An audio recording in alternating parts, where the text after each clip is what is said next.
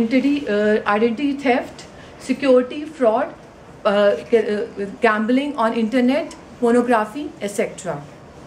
Now, a latest study by the University of San Francisco really reveals that out of the 10 hikers does not intend to harm anybody or to earn money. It is only 1% out of 10 who really intends to harm anybody or earn money. Moreover, majority of the teenagers who does indulge in this illegal computer activities does not intend to harm anybody, but are doing this for excitement and fun. Further,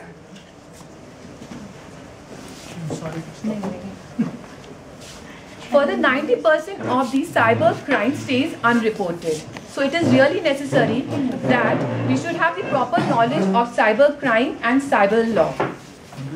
Cyber law covers all the legal issues relating to internet, be it internet usage or access, jurisdiction point, freedom of speech and expression, etc. Now, without taking much time, I would like a learned, distinguished guest to tell us about these things and how to restrict this cyber crime. Thank you so much. Thank you. And discuss the topic at High Court.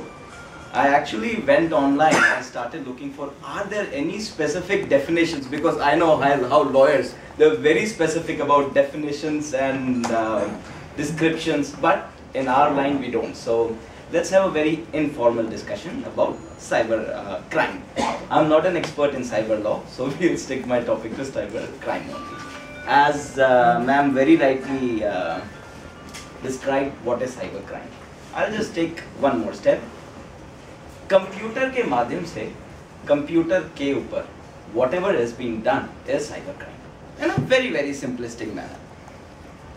Cyber crime as described by Symantec, or the types of cyber crime as described by Symantec in their most recent report, which came out around 3 or 4 days back.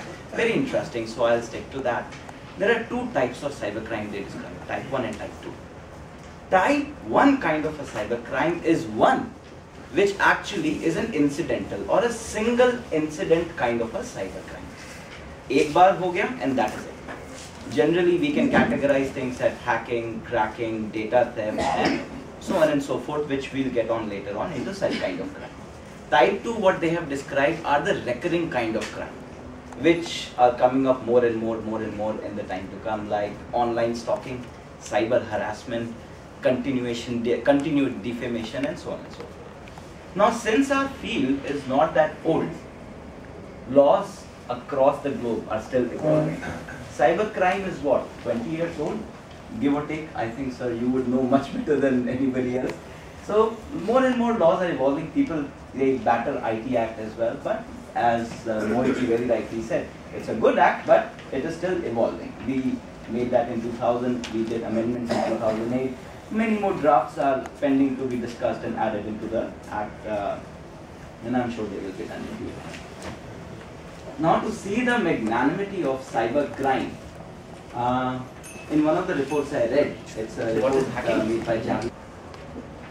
Alright, just to give you a very informal description of what exactly is hacking. Entering somebody else's premise without their knowledge. Now, premise in our domain is a computer or a computing device. That could be a computer network, that could be a singular computer, and so on and so forth. When you enter into somebody's house, give or take 48% were done under hacking. 328 plus 346 cases. So that is number one. Moving on to the second one, hacking has actually two different kinds. Hacking and cracking. A lot of people say, what is the difference? It's a very simple difference. Hacker never destroys anything. It's a wanderer. They would come, they would look, they would take what